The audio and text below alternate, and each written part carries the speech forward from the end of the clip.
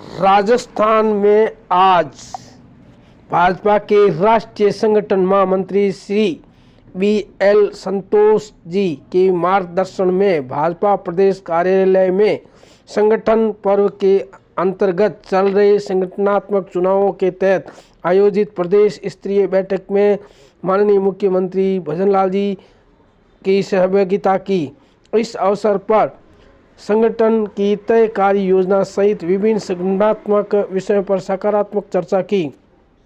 बैठक में प्रदेश प्रभारी श्री राधा मोहन दास अग्रवाल जी, प्रदेश अध्यक्ष श्री मदन राठौड़ जी, पूर्व मुख्यमंत्री वसुंधरा राजे जी, राष्ट्रीय मंत्री व सदस्य प्रभारी श्री ऋतुराज जी सिन्हा जी सहित पार्टी के अन्य पदाधिकारी गणी उपस्थित रहे और भाजपा संगठन को तेज बनाएं और राजस्थान में फुल विकास कराएं। जय जय राजस्थान।